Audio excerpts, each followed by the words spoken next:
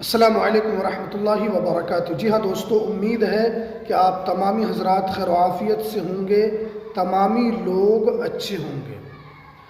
Bank खाता धारक ध्यान दें, 1 जनवरी 2025 से ये खाता बंद होगा।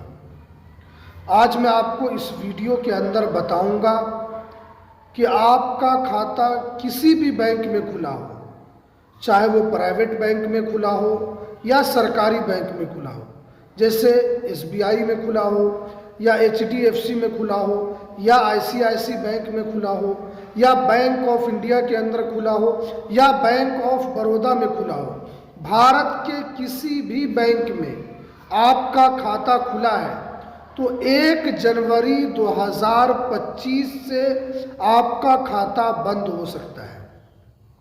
क्यों बंद होगा और RBI ने इसको लेकर क्या जानकारी बताई है, तो पूरी जानकारी आज मैं आपको इस वीडियो के अंदर बताऊंगा।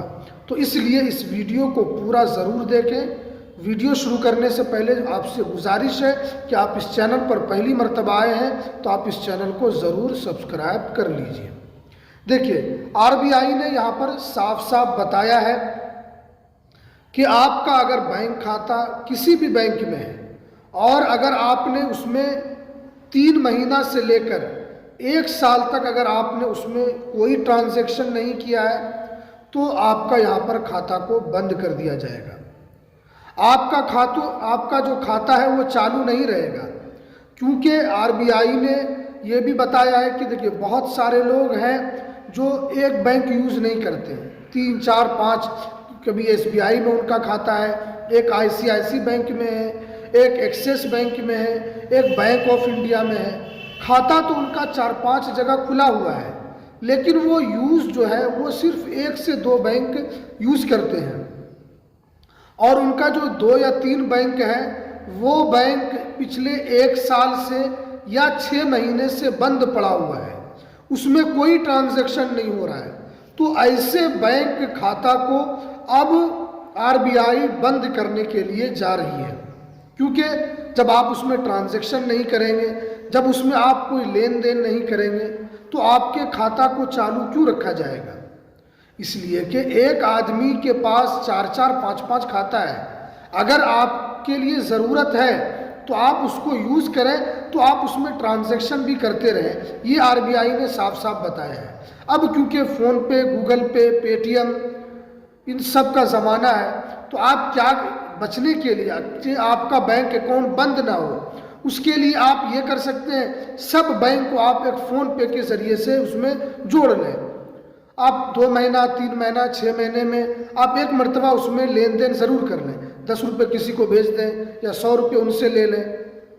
जब इस तरीके से आप ट्रांजैक्शन करेंगे 3 महीने में भी, 6 महीने में भी, तो इससे क्या होगा कि हाँ पैसा इसमें आ रहा है और इससे पैसा निकल भी रहा है। तो इसलिए अगर आपका भी बैंक खाता 3 महीना से लेकर 1 साल तक अगर आपका बंद रहता है, उसमें कोई ट्रांजैक्शन नहीं होता है, तो अब आपके बैंक अकाउंट को यहाँ पर बंद कर दिया जाएगा।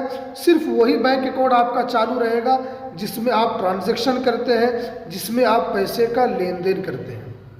अब जो यहाँ पर दूसरी जो अपडेट निकल कर आ रही है वो ये है कि वो भी खाता बंद कर दिया जाएगा जो मुसलसल 2 साल तक उसमें कोई ट्रांजैक्शन नहीं हुआ है। देखिए, RBI ने यहाँ पर एक दूसरी अपडेट दी है कि उस खाते को भी बंद कर दिया जाएगा जो 2 साल तक वो यूज़ में नहीं है। आपने 2022 में एक खाता खुलवाया और आपने उसको 2024 तक उसमें यूज़ नहीं किया, ना उसमें पैसा डाला, ना उससे आपने पैसा निकाला, वो इसी तरीके से पड़ा हुआ है। तो अब RBI ने कहा कि ऐसे अकाउंट को चिन्हित किया जा रहा है और ऐसे अकाउंट को भी अब बंद कर दिया जाएगा, क्योंकि जब आप अकाउंट को यूज़ नहीं करेंगे, सिर्फ आप कस्टमर बने रहेंगे और जब उस बैंक में आपका कोई भी पैसा नहीं रहेगा तो एक तरीके से वो बैंक अकाउंट आपका किसी काम का नहीं है, वो एक तरीके से डीएक्टिवेट है। तो ऐसे खाते को भी RBI यहाँ पर बंद करने के लिए जा रही है। इसलिए आपको 2 साल लगातार किसी भी बैंक खाते को बंद नहीं रखना है। अगर आप 2 साल तक बंद करते हैं तो बंद हो जाएगा, आप यूज़ नहीं करेंगे। लेकिन आप चाहते हैं कि आपका खुला रहे, तो आप उसको 6 महीने में आप कम से कम एक मरतबा उसमें ज़रूर ट्रांजेक्शन कर लें और एक मरतबा उसमें पैसा डाल दें। 5,000, 2,000, 3,000 डाल के एक मरतबा उससे आप निकाल लें, तो ये बैंक भी आपका यहाँ पर चालू रहेगा जब आपका ट्रांजैक्शन उसके अंदर होगा। उसके बाद जो यहाँ पर तीसरी अपडेट जो निकल कर आ रही है कि वैसे बैंक अकाउंट भी बंद हो जाएंगे जो 0 लेवल का बैंक अकाउंट है। देखिए अभी क्या है कि इस वक्त बहुत सारे बैंक अकाउंट हैं और उसमें क्या है कि बहुत सारे लोग छोटा छोटा बैंक अकाउंट जाकर खोल लेते हैं और उसमें ये लिखा जाता है कि 0 बैलेंस वाला अकाउंट, उसमें आपको पैसा मेंटेनेंस करने की कोई भी ज़रूरत नहीं है। तो ऐसे अकाउंट को भी यहाँ पर बंद कर दिया जाएगा, क्योंकि बहुत सारे लोग हैं कि जब देखते हैं कि यहाँ पर कोई मेंटेनेंस चार्ज नहीं लग रहा है, क्योंकि बहुत सारे बैंक में मेंटेनेंस चार्ज तक आपको पैसा रखना पड़ता है।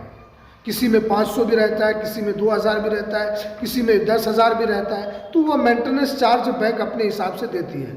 तो बहुत सारे लोग क्या करते हैं कि मेंटेनेंस चार्ज वो देखकर कि इसमें 0 चार्ज है और इसमें कोई मेंटेनेंस नहीं करना है, तो उसको वो बहुत ज़्यादा यूज़ करते हैं। तो अब क्या है कि आरबीआई ने कहा कि आप ऐसे बैंक अकाउंट में अपना खाता बिल्कुल ना खुलवाएं। आप जब भी खुलवाएंगे तो बड़े बैंक अकाउंट में 0 बैलेंस वाला आप खाता खुलवाएं। जैसे SBI है, एक सबसे बड़ा बैंक है, बैंक ऑफ इंडिया है, उसके बाद आपका यूनियन बैंक ऑफ इंडिया है, एक्सिस बैंक है। इन सब बैंक के खाते में आप अपना इस तरीके से अकाउंट खुलवाएं ताकि आपका पैसा भी उसके अंदर क्या हो, सुरक्षित हो। उसके बाद चौथी अपडेट जो है वो आरबीआई ने यहाँ पर साफ साफ बताया है कि अगर आपका पैसा डूबता है और अगर आप 3 दिन के अंदर अंदर बैंक को इन्फॉर्म करते हैं तो आपका पैसा वापस आ सकता है। देखिए अभी फ्रॉड का ज़माना है, अभी जितना तेज़ी से बैंकिंग सिस्टम ग्रोथ कर रहा है, जितना तेज़ी से हम पैसे का लेन देन कर लेते हैं, जब मन होता है हम पैसा भेज देते हैं, कहीं हमें जाना नहीं पड़ता है और हम पैसे मंगवा भी लेते हैं अपने बैंक अकाउंट में। तो इस ग्रोथ जो हो रहा है बैंकिंग का, तो इसमें फ्रॉड भी बढ़ता जा रहा है। अब क्या है कि बहुत मर्तबा जो बैंक की तरफ से कभी कॉल आता है और उसके बाद आपसे बातचीत होती है, आपका पूरा एड्रेस वगैरह उसमें बताया जाता है कि हाँ आपको बैंक आना है। अब उसके बाद क्या है कि फ्रॉड जो है वो इन सब चीज़ों पर नज़र रखते हैं। अब उन्होंने देखा कि जैसे ही बैंक वालों ने उसको कॉल किया, अब वो 1 से 2 घंटे के बाद फिर फ्रॉड वाले वो नंबर को कहाँ से निकाल लेते हैं, वो डायरेक्ट कस्टमर को फ़ोन करते हैं, यानी जिनका बैंक अकाउंट है, कि अभी हमारे 2 घंटा पहले हमने आपको कॉल किया था, तो अब यहाँ पर आपको एक नंबर बताना होगा, उसमें आपका EKYC की ज़रूरत है या आपके बैंक अकाउंट में पैसा आने वाला है, तो आप लास्ट का 4 नंबर बता दीजिए या आप अपने बैंक अकाउंट का नंबर बता दीजिए।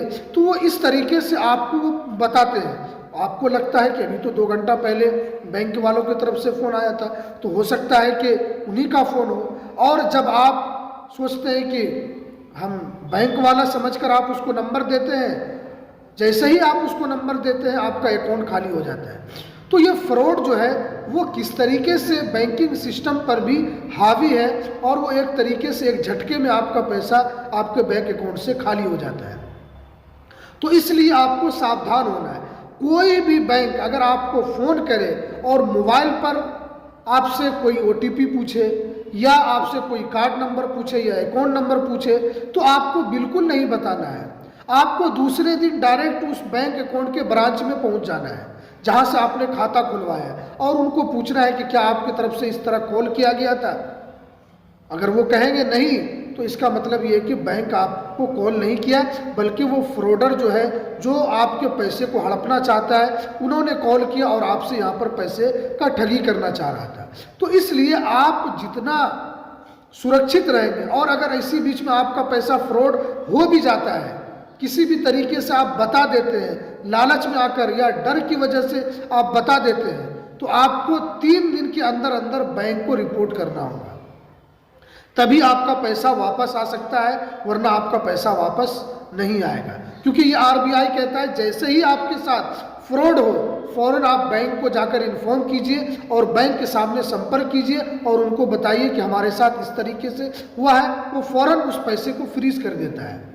तो इसलिए आप बैंकिंग सिस्टम का यूज़ तो कर रहे हैं, लेकिन आपको फ्रॉड से बचना है, ये आरबीआई का साफ साफ कहना है। तो ये बैंक खाता धारकों के लिए भी बड़ी अपडेट थी और बैंकिंग सिस्टम में किस तरीके से फ्रॉड हो रहा है, और आरबीआई ने चेताया है कि आपको इस तरीके से बचना है और किसी को भी अपना बैंक डिटेल शेयर नहीं करना है। तो चलिए, ये कुछ जानकारी जो निकल कर आ रही थी। तो चलिए हमें दीजिए इजाज़त, फिर मिलते हैं किसी नेक्स्ट वीडियो में नई अपडेट के साथ।